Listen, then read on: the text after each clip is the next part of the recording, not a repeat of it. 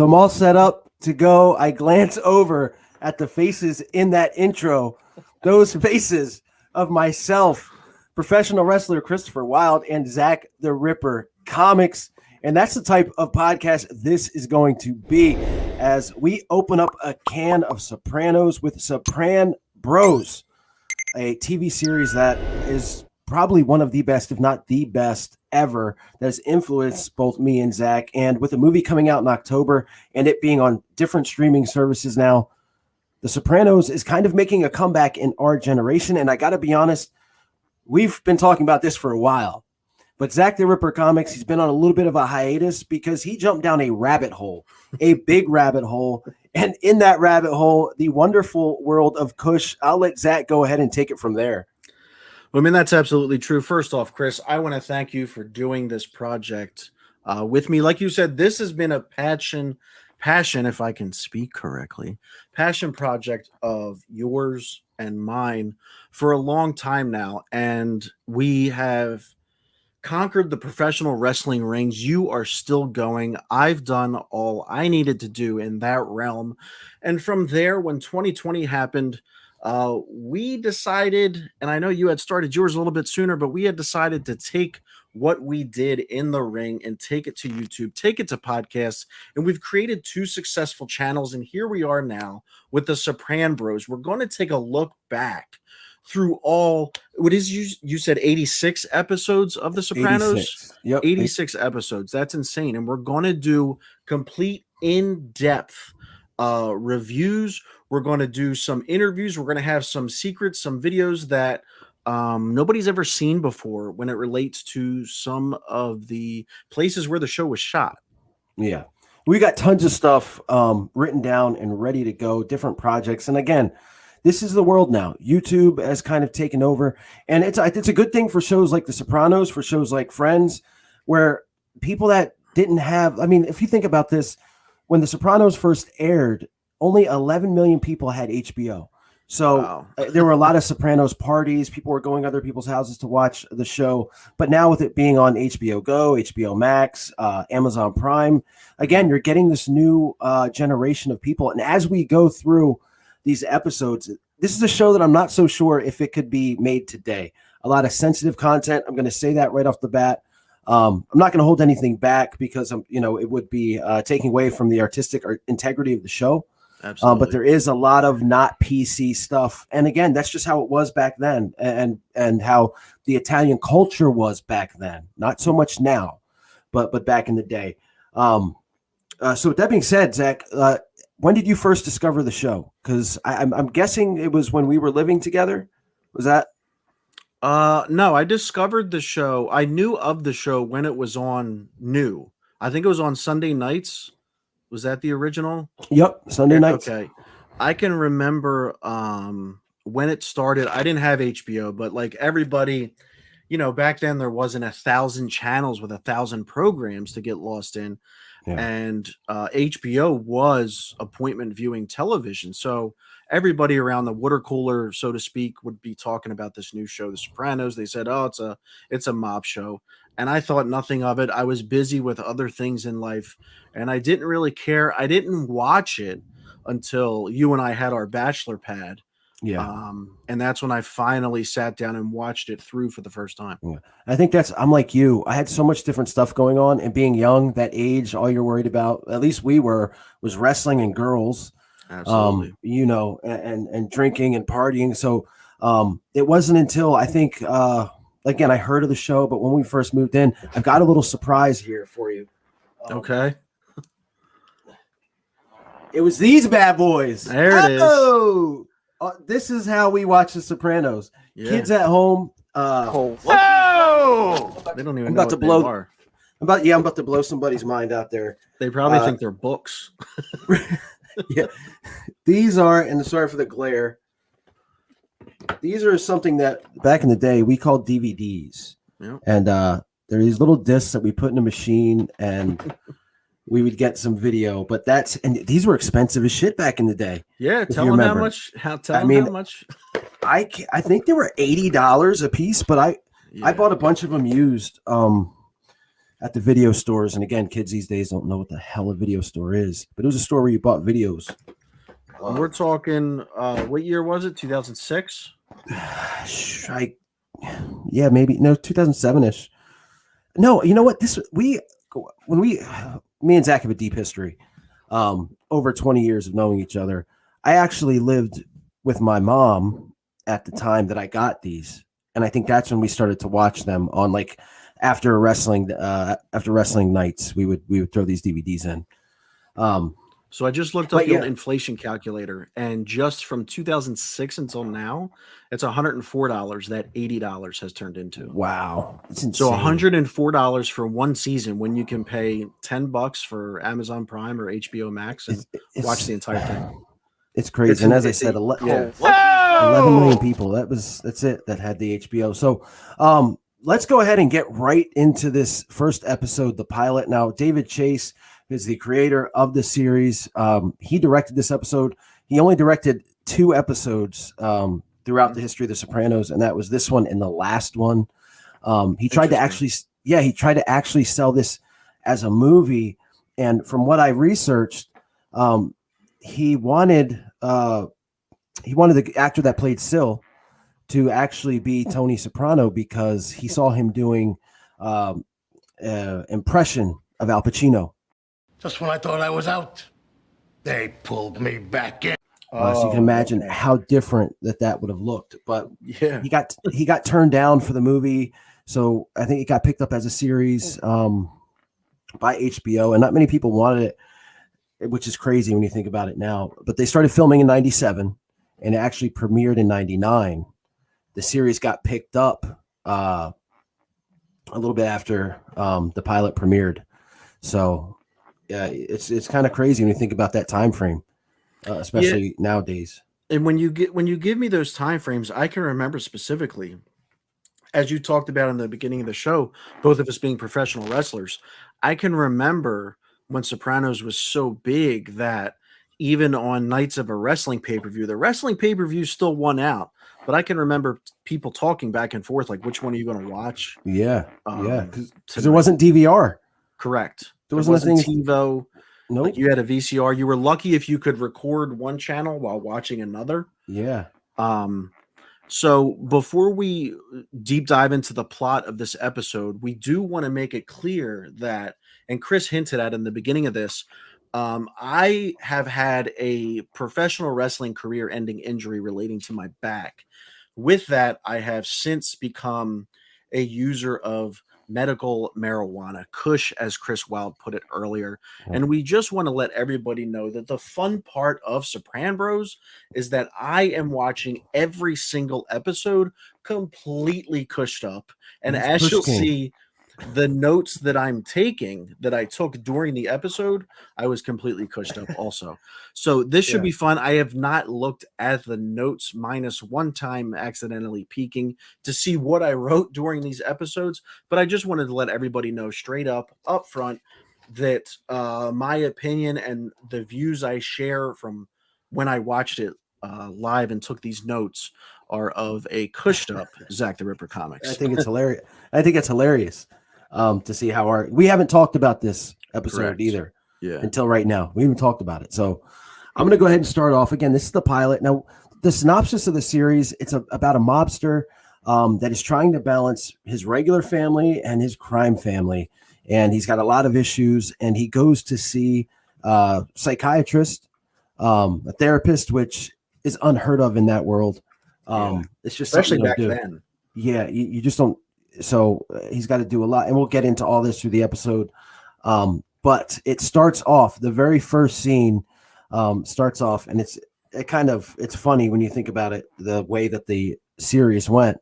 You see Tony Soprano sitting in the green room or the lounge area of Dr. Melfi's, his therapist, and he's staring at this green statue of a female. Her legs are spread.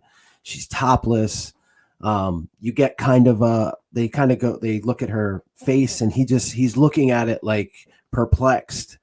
You get the feeling that maybe like he might be making a mistake here. Now, people have said, And of course, everybody tries to psychoanalyze all these scenes, but people have said that when they do that close up to the statue's face, that it looks like a young Olivia that is his mom. I don't know. Yeah, I don't know, but it's funny. And I the hope scene, not. dude, I can't stand that woman. She's the worst. She's the worst. But it's just kind of hilarious to me that it started that way. And they actually have a scene in season 3 with Carmela. She's sitting there, same scene, perplexed by the statue. So I jumped ahead a little bit. I kind of wanted to talk about the intro too. Yeah, I have to the Sopranos. Minutes. That awesome song. It's by the Alabama 3, right? Woke up this morning and you see the Jersey. He's driving on the Jersey Turnpike. You see the Twin Towers, that famous pizza shop there. And it's just, I don't watch themes of shows. I skip right through them, you know. But this one I always watch for some reason. I don't skip The Office, but yeah, I don't skip Sopranos either. I actually want to back up slightly before that. My first note was I loved hearing the surprisingly still Lloyd HBO screen turn on. Now, I think this was supposed to say loud. And there's just something about that old school, like you're on the wrong input HBO snowy screen.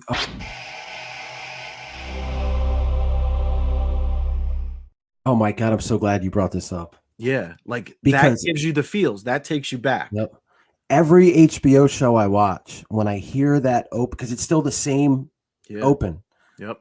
I'm waiting to hear the song, the Soprano song, those first couple beats. Yep. I'm glad you brought that up. Yeah, that's the Lloyd HBO. Yeah. It was very Lloyd. I was like, oh my God. Yes. Following that, my next note, because I'm not getting ahead or anything yet, I put, and then my girl's neck hurt, so I rubbed THC lotion on it. Oh, so we're going, so Kush in many forms. Yes, there's many forms of Kush, one of which is lotions, and they're very good. My next note is, then I fell asleep. Damn, that's quick. And woke up thinking it was the morning. Kind of fitting, right? So now again, I try to watch and go. So I tried to watch again after that, and I got through it that time. Anything about that first scene with the statue? No. So after that scene, Melfi comes out, and Dr. Melfi is played by Lorraine Bracco, who people most notably will know, and this is the only place I've ever seen her, was in Goodfellas, and she was Karen. She was the wife of Henry Hill in Goodfellas. Now, Lorraine Bracco, actually, David Chase wanted her to be Carmela. He wanted her to read for Carmela, and she said absolutely not. She felt like she already did it, which she did in Goodfellas, and it wouldn't have worked. No, it would have been because she's always going to be Karen. Yeah. Yep. So she invites Tony into the office, and they just kind of stare at each other. Which before I started going to therapy, I was like, why? Like, this is so awkward. But that's the way it is in real therapy. The therapist never speaks first. She's waiting for you. She wants so. Wasn't that a Michael Scott trick at one point? Negotiation tactic? I think so. But he said, "This is me not speaking first." Well, it's a hell of a tactic for these therapists because it works. So I got my notes for the second scene is Tony and Melfi start to talk. She brings up that her friend, Dr. Cusimano, who is Tony's neighbor, recommended her because Tony was having panic attacks. So he was just falling down like out of nowhere. And it's funny because Tony, I don't understand that reference. Don't laugh at it. There's a movie where he loses his shit. Isn't it called Falling Down? I have no idea. Somebody out there let us know. Chat. Leave a comment. It's called Falling Down, right? Where Michael Douglas just loses his shit, goes postal. That's where that term came from. I have no idea. But it's funny in this scene because Tony keeps saying like they made me come here. They talk about the doctors. They said that this is a panic attack. He's still got that wall up. He's not ready to admit that, he's got an issue. Now, the weird thing I felt about this episode, and I got to be honest with you, I don't really like the pilot episode. There's only a couple things in this that I really like. I don't either, to be honest with you. The weird thing about this was Tony started narrating. Mm-hmm. And I was like, man, they didn't do that in any of their episodes. He started narrating. So he starts to narrate.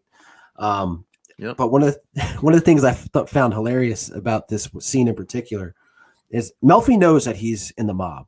Yeah. She's got to, Cusimano's she knows off the bat. Yeah.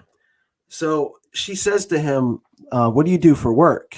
And with the straightest face, because he's said this a million times, Tony says, waste management consultant. Get the fuck out. I mean, and she's just looking at him like, yeah, okay. Anything you found funny about them being in there talking right off the bat? I mean, what you just said was funny when he said that, but my only note was, I feel like the best times are behind me relating to wrestling, so I can relate to Tony. Yep. I don't remember how that relates to Tony, but that was my note. And that's actually the next scene when he says this through narration. They show him laying down and he's looking up at the ceiling from his bed. He just looks absolutely effing miserable. Yep. Like he doesn't want to get up. And that's when he says that line, he feels like he came in at the tail end, that the best days were gone. Yeah. Like his father had all the best guys behind him, and he starts complaining about people ratting now. You can't trust anybody. Meanwhile, the guy lives in a mansion. Yeah. You know what I mean? Yeah. He's living a good life. Absolutely. And then the next scene that comes kind of sets the tone for the episode. It's kind of what the episode's about, and pretty much the series too. Tony is in this bathrobe, and Tony Soprano, and I'm sure in post-production I'll add a picture. He is a very large, balding white guy, and he comes out in this bathrobe, little wife beater, and he's running out to the pool, excited as shit, and then there's nothing in the pool, and you just see this look of disdain on his face, like complete disappointment. Like imagine a kid going to the living room on Christmas morning and seeing no presents under the Christmas tree, and then all of a sudden you hear quack, quack, quack, quack, and these ducks come out, and he's fucking so happy. He gets in the pool with them. Yep. He's giving them bread. He loves this wildlife that's in the pool. Support wildlife. There you go.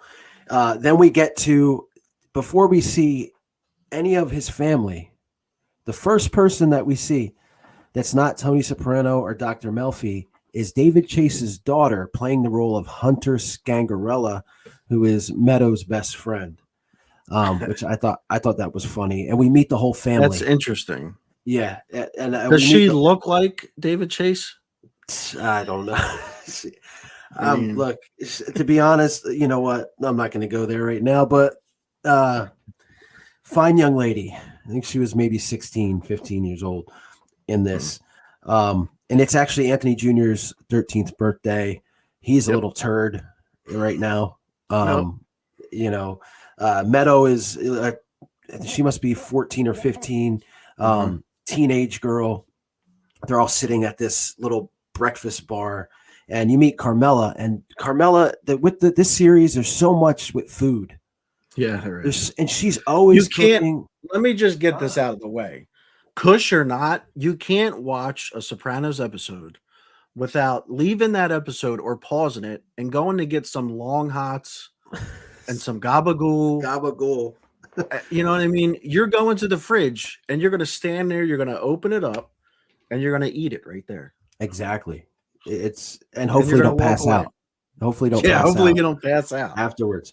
But right away, Carmela with the food, she says to the girls, hey, would you like some of this Schwoyadel from last night? And I'm like, what the fuck? Tony walks in, says happy birthday to Anthony. I think it's like a dessert, maybe an Italian dessert. I don't know. I'll pop up a picture or something here. Chat, put it in the comments.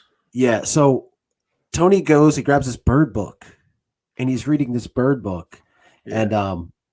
And Tony says something like he came in late last night, and I don't exactly remember what Carmela says, but she kind of talks about Tony cheating on her, like saying, he was like, I was late with work, and she goes, I'm not talking about that. So she knows the deal that Tony being in the mob, like a lot of those mobsters had what you would call a guma, which is the girlfriend. And then they all had the wife, who took care of the family, and the girlfriend was for fun. And Carmela completely knew this. And that'll become a big thing in later seasons, not so much in this one. What's interesting, I just want to point out real quick, is in these mob movies and television shows, how protective and sacred the sanctity of marriage is and what the wife means to these men. Yet it's completely okay that they cheat on them. It's Big very double interesting. standard. Yeah, Huge double standard double for sure. But it's interesting the way they go about it. Yep. I'm not saying it's okay. I'm just saying and that everyone around them goes about it too. And I'll get to that in a little bit with another scene. But this next scene, we meet one of my favorite characters. And that's Christopher Moltisanti, played by, I don't want to destroy his name completely, Michael Imperioli. That sounds like Schvoyadel. Imperioli. I just think he's great. You see him wearing a ball cap, which is odd. Yeah, he's like low man on the totem pole here. Yeah, and he's don't not remember him that way. He's not a made guy yet. Correct. But and interestingly enough, he only wore a ball cap in this first scene and in his last scene. Really, which to me is crazy. Yeah. So Tony is still reading the Bird book. I don't think so. Maybe David Chase does a bunch of little things that you don't pick up at first. But Tony's still reading this Bird book as Chris is driving him. And Chris was late to pick Tony up. And Tony says something about him being late. And Chris says that he didn't feel good. And his mother said he shouldn't even come in today. So here's this mob guy listening to his mother. My mother said I shouldn't even come in today. Yep. And they're driving Chris's Lexus. And Tony's asking Chris if he did all this stuff. And Chris is saying, no, I didn't do that. I did do this. Side note on the production of this scene, which I find this is absolutely hilarious. Michael Imperioli did not have a driver's license. He grew up in New York, so he rode the subway or took taxis his whole life. So he's 31 years old here, no driver's license, had no idea how to drive. So he's figuring it out in his head. At one point, he's got to look at a marker to where he's got to drive to, and he's trying to talk at the same time. He's told to go faster. When he goes faster, he runs himself and James Gandolfini, who's Tony Soprano, into a tree. The airbags go off. Tony's head goes back. The director's assistant, it's a female, is freaking out. But James Gandolfini starts laughing his ass off. Like, you think he'd be pissed off? He's just laughing his ass off. So they have to bring in another Lexus for him to drive. And then what happens next. Do you have any notes into this scene? No. My next notes are back at the house. So okay, so this next scene is funny. As they're driving, they see a guy that owes Tony money. I think his name is Alex Mahaffey. They see him. He's outside of this HMO. It looks like a medical college. I don't know. So facility.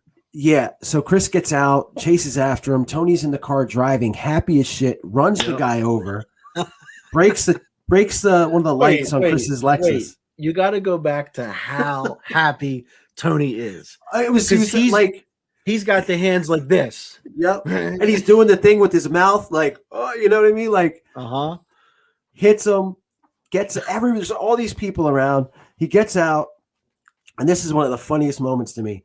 So Chris is pissed because he's got this brand new Lexus and the light's out. So he's like, oh, my light. As he's doing this, Tony is beating the shit out of this guy. Yep. He's giving this guy a beating. And the guy's like, oh, my. Go ahead. No, go ahead. The guy says, I think my bone's sticking out. And Tony goes, I'll give you a fucking bone, you prick. And then he calls Christopher over. Yes. And he's like, get over here. Yes. And you know what they do next is something that we have in wrestling shows just to humor ourselves have done. And I like to call it the mob kick dance. Yep. And it's where like they're not really kicking the shit out of people, Yeah. but they're just like, you know what I mean? Like just little kicks doing this shit. And Tony, of course, yells at everybody, "It's okay. He's a degenerate gambler." Yep. It's okay. And they get in the car. Another sidebar about this. There was actually a deleted scene. The guy that got beat up was with this girl. And at the end of the scene, the girl gives Christopher a look. Later on in the show, there's going to be, in the episode, there's going to be a scene where Chris calls Tony, and he's actually got that girl with him. Like nice. she looks like she's turned on from everything. So the next scene brings up the pork store. They're at the pork store, which is where they have an office. They have a lot of their meetings. Now, at this pilot, the pork store was called Santini's, which is a real place. Every other episode, they change the name to Satriali's, which is not a real place. People have thought it's a real pork store, but it's not. When you get there, you meet the rest of the cast. You meet Big Pussy, and I'm not being vulgar. That's actually his name. Pussy sighting. So what big we're going to do, big pussy sighting. So if you're listening right now and you'd love to see some big pussy. Well, here we go. Chris Wylde is going to insert a picture of big pussy right here. Just huge, big pussy. And he's played. Go ahead. I'm trying to be all technical. Yeah. It's back off. Big pussy sighting. What we're going to do each and every episode on Sopran'Bros is we're going to have pussy sightings. If you spot pussy, if we spot pussy, whoever spots pussy, we'll talk about it, and you can leave it in the comments below. Let us know where you spotted pussy in this episode, Chris. And in this whole series, you know, it shows like the good that pussy can do and the bad that pussy can do. Correct. But Big Pussy is played by Vincent Pastore. There's even fishy big pussy later on. Yes. Yeah. Which is terrible. It's the worst. I don't know of anything else Vincent Pastore has been in. Obviously, nothing as important as this. But we also see one of my favorite. Actually, I'm going to go on record right now. My favorite actor or character in this, and that's Paulie Walnuts, played by Tony Sirico. He's the man. Oh, he is. I mean, some of his stuff is just awesome. And he was actually read for the role of Junior Soprano. I heard Tony's uncle. Yeah. So could you imagine? Like, I just couldn't imagine. But Tony Tony not Sirico, old enough. Yeah. Yeah, that he actually, and everybody knows Tony Sirico or Paulie Walnuts for the wings. Yeah. So he would go to Brooklyn, get his hair dyed black, jet black, and then have the wings in there. So we're also going to do a Paulie Walnuts wing-a-meter. And in this episode, the wings are really little. They're really little. And I think that's a good, we're not exactly halfway. Maybe we're halfway through the episode at this point or through the beginning. And speaking of Paulie Walnuts, I think it's a great time to just kind of take a little bit of a break. Zach, you remember what Netflix used to be, right? Like Netflix wasn't always Netflix. Correct. I mean, it was, but there was a different way. It wasn't a streaming service. So let's look at our guy, Paulie Walnuts and Netflix right here. Why, Jimmy? Why are you still not renting your movies from the Netflix? Come here, sit down. It's easy. Make a list of movies you want to see and get your first DVDs in the mail in about one business day. Oh, it is easy. Shut up. Keep as long as you want. Send one back in a prepaid envelope, and they automatically mail another from your list. Late fees? Forget about it. No late fees. Shut up. There's a movie waiting for you at home. Netflix. All the DVDs you want, starting at only $9.99 a month. Can you imagine $9.99 a month to get movies sent to you? Crazy, isn't it? And you have to wait for them still. Oh, it's insane. And I don't want to get too far off the Sopranos here, but do you know that Blockbuster, they were offered, the guy that whatever company owned Netflix wanted to sell it to Blockbuster. Correct. The and technology. they said, hell no, we don't want this. Yeah. What a mistake that was. So we're at Satrial still. The guys are talking about a garbage contract because that's how these guys make their money. Now, Silvio Dante, who is another one of my favorite characters, he's actually played, and he's not an actor, but he's actually played by Steven Van Zandt. Yep, Bruce Springsteen, the E Street Band, guitarist for them. He is a big player in this series. Mm-hmm. You know, basically Tony's consigliere. That's not right. How do I say that? Consigliere. Larry. Oh. Larry Burns. Shout out. Anyway, he's like, he's Tony's right hand man. So it gives Tony advice. I don't think he was supposed to be a big part of this show. Correct. Because he was not. Yeah. He's not sitting there with the guys. He rolls up and they give him the, Oh, there he is. And then, what are you doing up here? And he says, Gabrielle sent me out to get the gabagool, which is the first time they ever mentioned the gabagool. So he actually mentions to Tony that Uncle Junior, who is pretty much head of the family right now, Absolutely, yeah, is going to whack little pussy Malenga, another pussy sighting. Here's the thing, if you're gonna whack pussy, you're gonna go with little pussy or big pussy? I don't know, whichever one's easier, I guess. But you need to. But Junior's like, if I'm gonna whack pussy, I'm gonna go hard. Yeah. And the way that he was gonna do that was Artie Bucco, another just great character here, one of Tony's high school friends, has a restaurant called the Vesuvio, where they all go to, and they wanted to whack little pussy Malenga in Vesuvio. And Tony's like, man, that'll ruin his business. This is, to me, this messes with the plot for me, because a lot of in real life places that these gangsters were shot down at, their business grows after that. Yeah, it's true. Because everybody wants to go. It's like a historical landmark, So I don't know, but Tony thinks that no one's going to want to go to the Vesuvio now. So he's got to talk Uncle Junior out of this. And then you see Tony going into the Vesuvio. You meet Uncle Junior for the first time. I love Uncle Junior through the first 4 seasons of the series. Absolutely hated him in the last 2. He thinks he's so important, but he everyone looks at him like, everybody looks at him like they call him Mr. Magoo. They don't take him seriously. And now we go to the varsity athlete comment. Oh, this is the first time this comes up. Tony's narrating. You see him talking about Uncle Junior, and he says, he said, I never had the makings of a varsity athlete. Yep. And Tony goes to the chick I hate the most in this entire series, his mother, Livia. She's the absolute worst. Oh my God. I don't even want to say rest in peace. Oh no. And it's not even her. I mean, she might be a wonderful lady, like in real life. Not with that face. But they go to her house, or Tony goes to her house. He's got a big ass boom box. An ass boom box. Yeah. Well, nobody knows what that is anyway. Kids, Google that, the boom box. There was these things called CDs that you could play in there.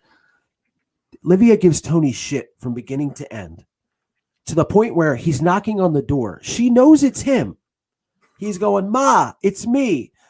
Who's there? Who's there? Ma. I'm like, I'm done with this chick. Yeah. Goes into the house. She asks him if he wants to eat, because it's always about food. She's just so miserable. He goes, always. Ma, I got you this boombox for, she says, this is funny to me. Did you call me last night? Tony's like, yeah, Ma, you didn't pick up the phone. Why didn't you pick up the phone? Because it was getting dark. What the hell? So Tony tries telling her, I got brought all your old tunes, puts on some old music, tries to dance with her. She's, get off of me. Get off of me. So Tony says, look, can you talk to Uncle June? You guys are close, and she says something. Yeah, she says something like, what would he want to talk to me for? Anything. She's just miserable. Yeah, but when she says that, you can see in her face that she knows. Oh, yeah. You know what I mean? She's still with it because her husband was the boss of the family. Yeah. She knows very the with business. it. Yep. So very she with says, it. what would he want to talk to me for? Like, yeah. Yeah. She's And looking forward to it. this is the first time Tony brings up putting her in a nursing home. Green Grove, which she says, I don't want to go no you're gonna put me in a nursing home. And he says, Ma, it's a retirement community. Like he gets so pissed off that it's even called the nursing home. Now we're back at the house. For Anthony Jr.'s birthday party. So I probably slept through all that because this is where my notes start again. Go ahead. So the first thing here, I have this ducking priest. So I'm assuming that's supposed to say fucking. This fucking little bitch. Yep. AJ calling his ZD out is great. Yes. Ariel deserved it. Great scene. Yes. Oh, Yep. dude, they hit on all the good points. I hate the priest. Hate him. He's a piece of shit. Yep. Olivia and him, to me, first off, he's played by a different actor in the pilot. This is Father Phil. He's played by a guy named, I wrote it down, Michael Santoro here. He after the pilot, nuts cut off. After the pilot, he'll be played by the very, very annoying Paul Schlutz. I bet his wife's a Schlutz. Oh my, probably. But he is this guy, always with the food, always eating nonstop. Like you said, comes over, eats Tony's fucking food. Yep. I'm getting pissed off right now just sitting here. So Tony, this is a good scene because the mother calls and says she's not coming. Yep. Your mother said she's not coming. So Tony's like, what now? And then Anthony Jr. with the quote, because he's a kid, it sounds even better. Yep. What? No fucking ZD now? Yeah. So he says that, right? Uh-huh. Tony sees the ducks fly away. Yep. And as he sees the ducks fly away, he falls down. The lighter fluid pours onto the grill, and the grill explodes. Mm-hmm. And everybody's freaking out. Oh, Maron! But you're right, great scene. And then the next scene I thought is another one of my favorite scenes. It's the first time that you see any chemistry between Carmela and Tony. And Carmela is played by Edie Falco. Great actress. Yeah. But she'll, again, just nothing will ever top this role. She's played in many different things, but nothing will top this role. But how'd you feel about this scene? Tony is getting ready to get an MRI, and you see Carm there. She's very nervous. Mm-hmm. What makes me think, what got the chemistry was she's nervous, right? And Tony's acting like he's going to die. Yeah. Like he's laying there and he's like, we had a good run, had some good times. And which is way too over the top for the character, in my opinion. Yeah. But she says to him, she starts talking about him cheating on her. There you go. And she says to Tony, at least I know where I'm going when I die. You're going to hell when you die. Yep. As he goes into the MRI. And that scene's important for way into I think season 4 or 5. But there was just such a chemistry between the two of them there, with her nervousness making her so rude. And she can be so annoying to me because she acts like she's holier than thou. Yeah. But she's into all, she doesn't have a job, obviously. She lives in this big house, spends all his money, eats all his food, has no problem with the lifestyle. Yeah, she's no better than he is. Everybody's double standard in this show. Yeah, big time. So we go to another scene with Chris, and Chris is in the pork store and he's meeting. So basically, one of the issues of this show that Tony's mob family is having is there's some Czechoslovakians that are trying to outbid them for this garbage contract. So Chris meets this guy, Emil Kolar. Sounds like a wrestling name. Who's the nephew of the boss of the Czechoslovakian family or something. And they're supposed to negotiate, right? So Chris keeps calling him Email, which I found hilarious because was email really even a thing then? It must have been brand new. It existed, but not. But he keeps calling him Email. And then he gets a butcher's knife, puts some lines of coke on it, and Email goes to sniff a line, and He's Chris, a total douchebag, by the way. oh, big time, yeah. He's like an time. 80s businessman, RoboCop, OCP douchebag. Yep, it's just I was happy when I saw what Chris did. Chris shoots him in the back of the head, and they flash like pictures of mobsters when this is happening. It was a very weird episode. You can tell it was pilot because they didn't do a lot of this in other scenes. But the important thing about this is that Chris acted on his own. Like Tony did not tell him to kill this dude. Like Chris figured I'm going to kill him. It's going to send the message. They're going to fucking leave us alone with this contract. So again, it's back at the pork store. Very important scene, I think.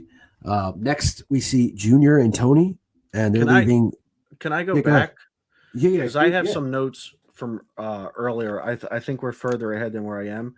There's a funny scene when they're still at the house, and Meadow is getting in trouble, and when Carmela grounds Meadow from going on her vacation, the trip, or AJ in the background's like, yes, yeah. When she gets in trouble, and that's real. Like that's what brothers and sisters and all that shit. That's what we do. So that doesn't happen yet. Oh, fuck, it's about to happen. All right. Well, then. So that actually happens next. You're going to see Uncle Junior and Tony like walking out of Vesuvio, and Tony's trying to talk him out of getting little pussy whacked there.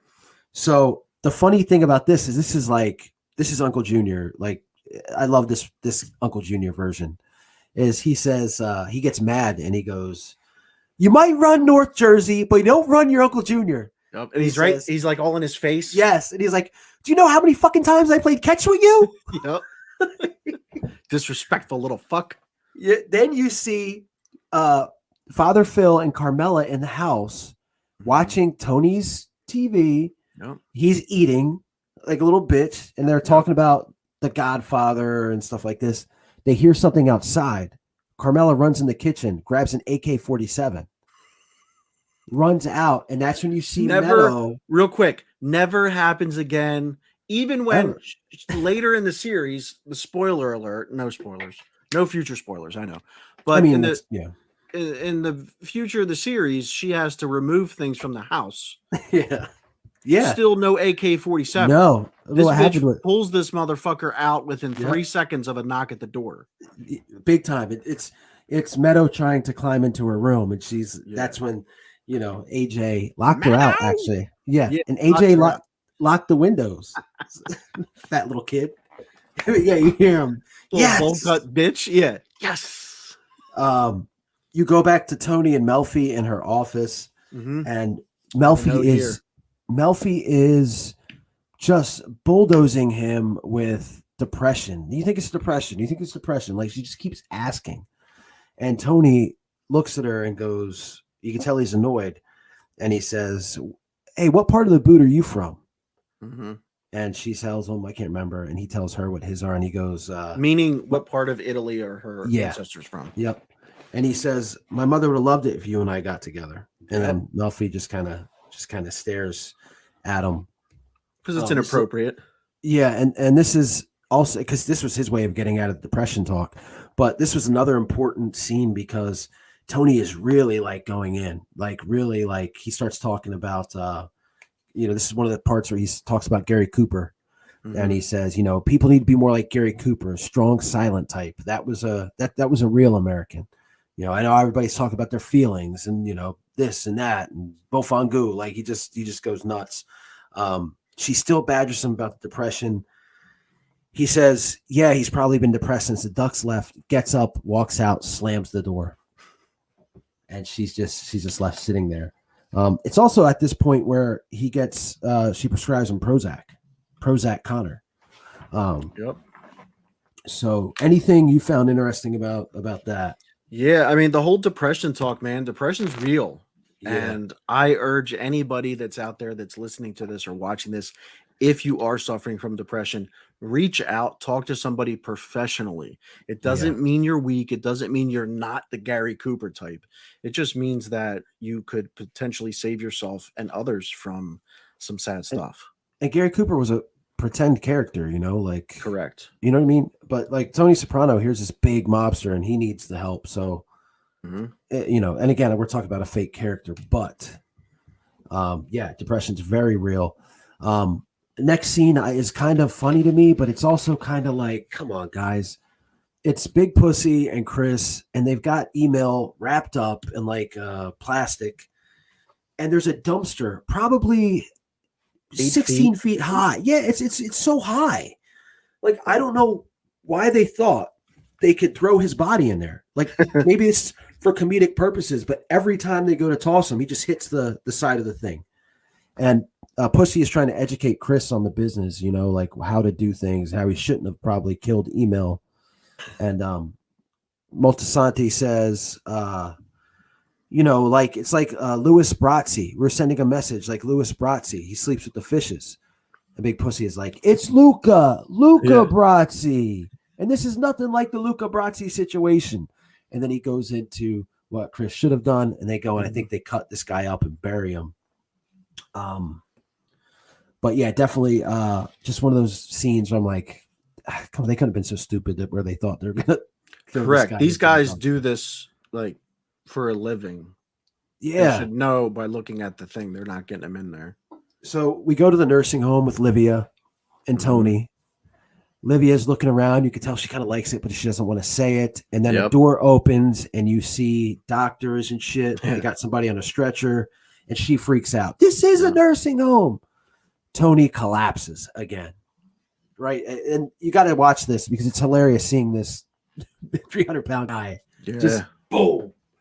So we talk about him getting prescribed the Prozac. He's back in Melfi's office. He looks like shit. He's all disheveled. He looks bad. He starts talking about how like his dad was such a tough guy and his mother wore him down to a little nub. A guy like that worn down to a little nub. And then Tony's like, and the business is so hard now with Rico and everything. And Melfi looks at him and goes, Rico, is that your brother? And she knew. Yeah, she starts laughing. She goes, oh, I'm sorry. And then he says the famous quote that he's a sad clown, crying on the inside, laughing on the outside. And then we see our very first introduction to the Bada Bing, which is actually the Satin Dolls in New Jersey. Bada Bing's owned by Silvio. There's a meeting between Christopher and Hesh, who is a Jewish man that has known Tony's dad, is in the family forever. I like Hesh.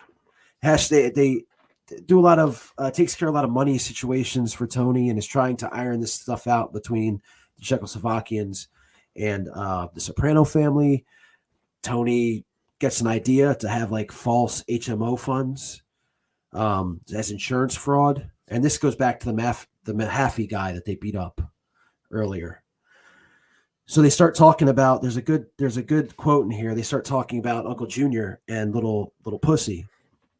And Hesh says, it's messed up. He's gonna, I can't believe he's gonna whack Big Pussy. And Tony has this pissed off look on his face and he goes, you think he's gonna mess with Big Pussy? My pussy?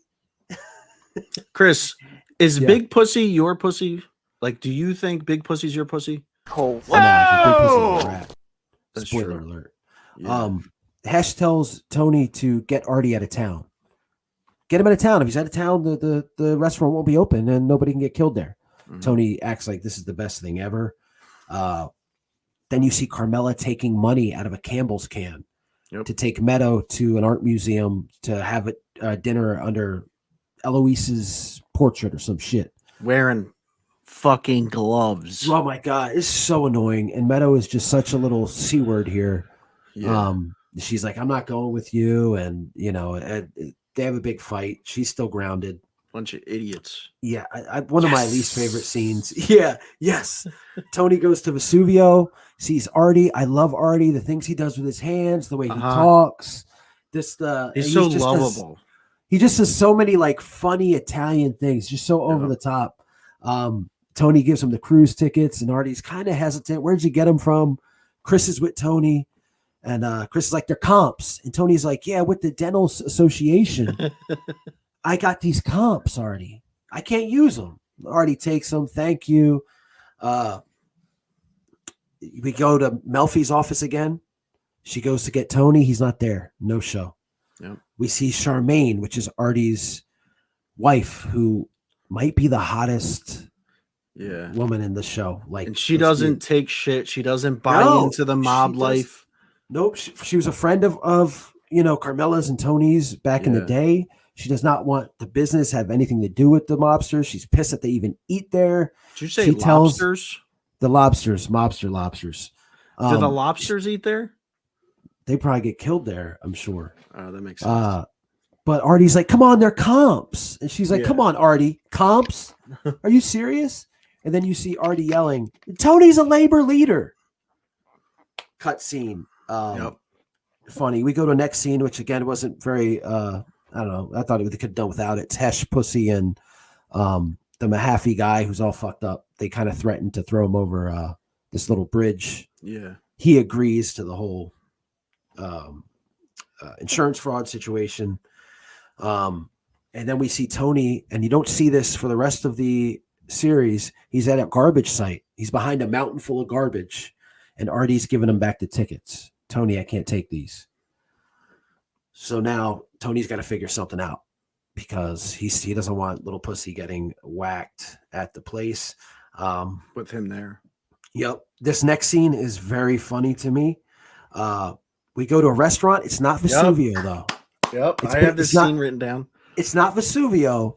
Adriana, there it is. Adriana is a wait or a hostess. Yes. I don't know if she's Adriana yet, but that actress is a hostess. Yeah, that's what I was thinking. Like, they make sure to put the camera on her. Yeah. But I don't think they give her a name, and I don't know if it's the same character later on. And Melfi is there with her boyfriend, and her boyfriend, Adriana's telling her boyfriend, like, look, there's no more seats. Like, I don't know what to tell you. He's like, oh, but we made reservations. You see Tony come in with his Russian girlfriend that is played by somebody different for the pilot. He comes in, sees Melfi. Hey, how you doing? Hey, I just want to let you know those decorating tips you gave me are really working. Yeah. Meaning the Prozac. Yep. Yeah. He sits down, and what do you know? You see him talking to the waiter. A minute later, Melfi's sat down. Her boyfriend's like, do you know who that is? What is that, a client of yours? She says something ignorant to him. But what did you have written down about this scene? It's the next time. It's the next one. Yes. Okay. So immediately after the next scene, Tony walks in the same restaurant with Carmela. Different night. Yep. But different night. He's taking his girls that he's messing with and his wife to the same restaurants. Yep. And David Chase does something subtle here. When he's with the Russian girlfriend, the waiter is wearing black. The maitre d', he's wearing black. When he's there with Carmela, he's wearing white. Okay. So kind of, again, something subtle, I didn't even notice that. So they sit down. There's like some weird Godfather type music in the background, which again, something that just wasn't really done. Well, real quick, the maitre d' protected Tony. Yeah. When Tony walked in with Carmela, the maitre d', who was there the night before when he saw Tony with the Russian girl, says to Tony, oh, Mr. Soprano, haven't seen you in so long. It's so long. Yes. Yeah. Yes. They all know the deal. Yes. So Tony tells Carmela, I got something to confess to you. And she's holding her wine. And he's like, what are you doing? She's like, ready to. She's like, I'm ready to throw this in your face. And he's like, he tells her about the therapy. And she's overjoyed. Oh, Tony, I think this is so great. To the point it upsets him that she's so happy about it. Yeah. And he goes, you need to be quiet. Because if the wrong person finds out I'm going to a therapist, I'll get an antidepressant right in the back of my head. Yeah. And she thinks it's a him, and Tony doesn't correct her. She thinks the therapist is a him, which again is important a little bit later. Yeah, when she calls. We get that scene I talked about earlier. Chris is with the girlfriend of Mahaffey. He calls Tony to say, little Pussy just got out of jail. This is about to go down. We see Tony and Silvio at Med's volleyball game. they're cheering, "Come on, girls! Come on, girls!" And Tony's telling Syl, "Hey, do you know that guy that can do that thing?" And he's setting up the Vesuvio to be bombed. Basically, they leave. Tony goes into a church with Meadow. "Do you know your great grandfather's built this?" With some laborers, and it's a really weird scene to me. It is a weird scene. It's to try to get Meadow bought into her family roots. Yeah, because the character Meadow doesn't give a shit about the mob, nothing at all. Go ahead. Yep, and she's starting to like understand what's going on. Correct. Yep. The next scene is Syl walking away from Vesuvio, and it blows up. Kind of like, if you think about this, kind of like the barbecue blew up. Tony's family life. Now you have his business life. The restaurant blows up. Almost the same type of explosion. Yeah. So Tony's back with Melfi. They're in there. He's telling her that the Prozac worked. He doesn't think he has to come anymore. And she's like, "It's not the Prozac. It's the therapy. It's you talking. It's she says, "Hope comes in many forms" to Tony. That's one of the quotes she says. And then I know you had to have written something about this dream. This dream is something, I swear it sounds like something you would say that you had. This is Zac the Ripper Connor. I mean, he's so serious when he's saying it. He says he had a dream. She goes, "Well, tell me about your dream." And he's like, "I dreamt that my belly button was a Phillips head screw." And he's unscrewing it. And when he unscrews it, his penis falls off. Yep. He's got it in his hand, and he's running around like crazy, seeing if somebody can put it back on. And then a bird comes and takes it and flies away. Takes his dick. The bird takes his dick. She's like, "What kind of bird is it?" And she gets him to say it was a duck. Right. So then Tony starts to cry. Real quick. I made a note, laughing my ass off at his dick falling off. I immediately typed, "That's happened to me a tremendous amount of times." Yep. But it's hilarious. And the fact he's so serious. And then she's saying, she gets him to she's like, "What do you think the ducks represent?" And he's like, "Oh my God, they represent my family. I'm afraid of losing my family." And he starts to cry. And he's like, "Here we go. Me with the tears." And it's like one of the first times you see him openly show that kind of emotion. So we're getting to the tail end of this episode now as we go back to AJ's party, the part 2. And Tony's at the barbecue with Big Pussy, Christopher, Artie, and Tony Sirico, Paulie Walnuts.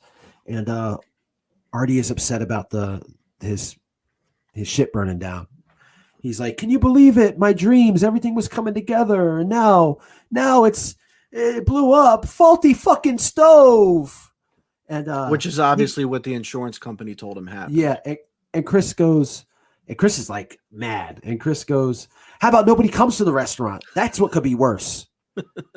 And Tony kind of looks side eye at Chris and says, "He's right. There's no insurance for that." And Artie's like, "But why would people stop coming? It was just taken off." Yep. So here comes my favorite scene of the entire episode. Christopher's sitting on the porch. Tony comes over. What's wrong with you? I'm paraphrasing because there were some choice words in there. I know I'm gonna have to put some censor words in this, some censor noises. But Chris is mad basically because he got no recognition for the email hit. Emo, whatever the hell his name was. And Tony says to him, "You're right. It's my fault. That's the way I grew up. I got no recognition for anything. That's how I was parented." And then Tony tells him about, or Chris tells Tony, "Hey, I have my cousin's girlfriend is a development girl in Hollywood, and you'll see her actually in another season. She said I could sell my life story." Tony gets mad, picks him up, and basically that was not in the script. That was something that James Gandolfini did by himself, getting physical. That's and so awesome. And we're gonna go ahead and look at this. My cousin right Gregory's girlfriend is what they call a development girl out in Hollywood, right? She said I could sell my life story, make fucking millions. I didn't do that. I stuck it out with you. I'll fucking kill you. What are you gonna do? Go Henry Hill on me now? know any mobsters are selling screenplays and screwing everything up? She said I could maybe even play myself. Oh, yeah. Yeah. Forget Hollywood screenplays. Forget those distractions. Huh? What do you think I have in that office? He's so brilliant. Look, so you can tell when you look at Christopher's face. Yeah, he's like shook. But then he realizes, wow, this is really good. Yeah. Like, this is really good. But the funny thing is, Tony, he says, you think I didn't get offers? Of course. Yeah, of course you did. Yeah. But right after that, Tony says, everything is going to be fine. Look, it's a beautiful day outside. What could go bad? And here's the brilliance of David Chase. Right after that, he says that, you see a close-up of that witch, Livia, and it's her and Junior in a car. Mm-hmm. And Junior starts planting the seeds because he's pissed off because Tony blew up the restaurant. Yep. So he starts planting the seeds to getting the okay to take Tony out. He says, Livia, my friends tell me, Junior, you should have your hands more in things. Something might have to be done with Tony. And he kind of side eyes to see what her reaction is. And she kind of gives, dude, it's not kind of a side eye. His big Mr. He's like, yeah, those big glasses too. Yeah. So Livia gets there, and imagine this: Livia gives Tony shit as soon as she gets there. What are you cooking those sausages with mesquite? It makes them taste peculiar.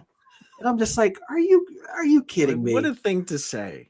And then we get to the final scene, which is the pool, an empty pool. And they play the song "The Beast in Me" by Nick Lowe. And like the first lyric of that song is "God help the beast in me," which again, it's about Tony. Like it's a lot of these episodes have something to do with music.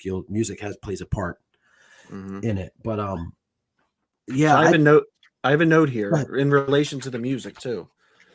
So right here, I put does not hold up as far as the episode. Bad ending and bad music choice, in my opinion. Yeah, I didn't mind the music choice, but I just felt like the ending was kind of anticlimactic a little bit. Like it was, I don't know.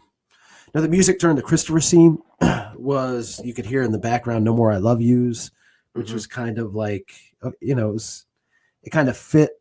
But yeah, the way it ended, there was just no, I don't know. It wasn't nothing big happened. Like Olivia came.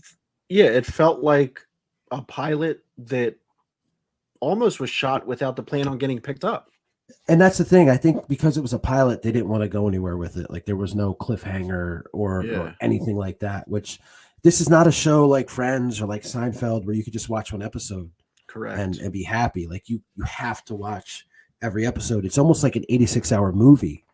But yeah, not my favorite episode. Like you said, it just, I don't know. It doesn't really hold up.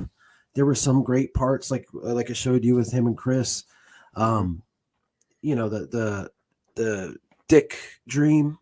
I thought it was funny as hell. But it definitely picks up, and you can tell through the other episodes. I mean, there's really some great stuff here. But what a hell of a cast they put together. I couldn't see this show working without anybody who they were. I agree, and there's so much more amazing cast to come. Yeah. My main thing, you mentioned it in the very beginning. My final thoughts on this episode were, I don't like the narration through therapy approach to the pilot. So they used therapy and the narration to guide the pilot, and I didn't like that. My final grading for this episode is, if we're doing what, out of 5, we want to say, I give it a 1, honestly, out of 5. I give it like a 3. I give it a 3 because it wasn't great, but it wasn't horrible. Like if I was watching this back in '99, at the age I'm at now, I'd be like, okay, I'll check it out. I'll check episode 2 out, But if it was horrible, I'd be like, nah, they're doing Olivia. Fuck that. I don't want to watch it. But it started. This is the beginning, and it's just the beginning for us. As you watch more episodes of Sopran'Bros, things are going to evolve. Things are going to get better. Again, this is kind of our pilot. You know what I mean? Like, Absolutely. we're really just playing around with things, video clips, sounds, pictures. It's going to be a lot.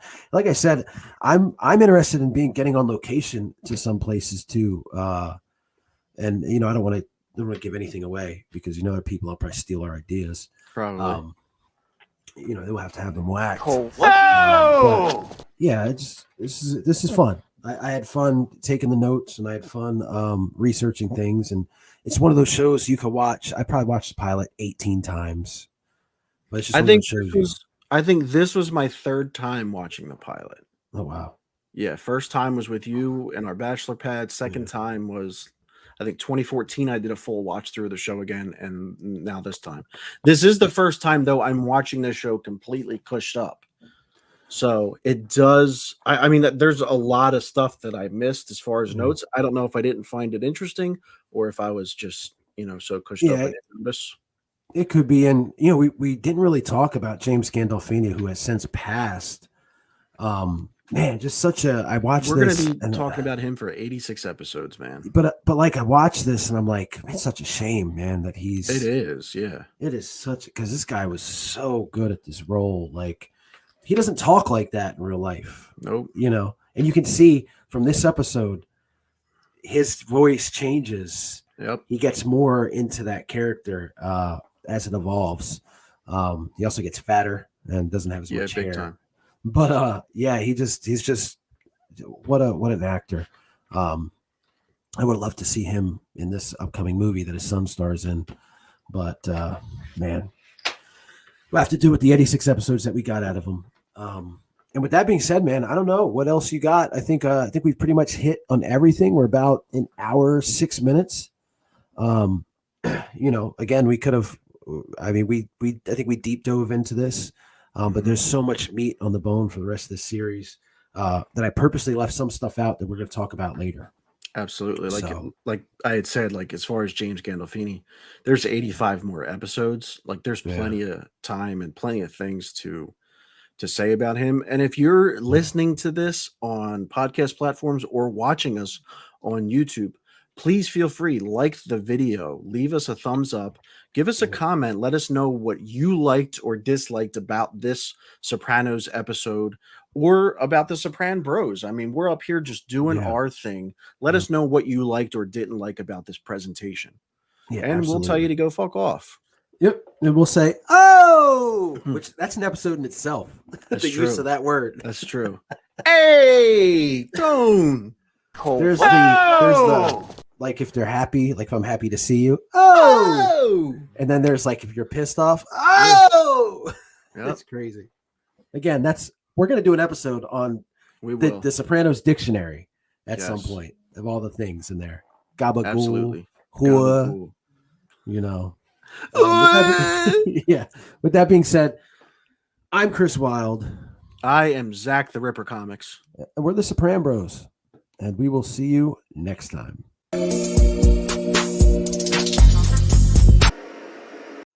It's Patreon time, to be honest with you. Oh, shit. Patreon.com/Sopran'Bros. SOPRANBROS. You can go there and support your favorite Sopran'Bros. And I can tell you this, because you guys have been asking for it. There are 3 tiers on there. Feel free to support us with one. Feel free to donate to us with another and get shout outs in the video. And then if you are one of the absolute top tier, big dick swinging people out there, there's the top tier for you. Please go over there, patreon.com/Sopran'Bros. There will be a graphic put up by Mr. Christopher Wylde. And go check that out. Please let us know what you think of the show and support us so we can keep doing this and adding more and more content to the channel. Chris? Yeah, and don't be an Artie Bucco and just be there for no reason. Don't be an Artie Bucco and be there for no reason. Okay? Which is what he was in this movie. He was just there. He was. Oh, that's Artie. Yeah, okay. Fuck you, Artie. How about that? Absolutely. Oh, bitch.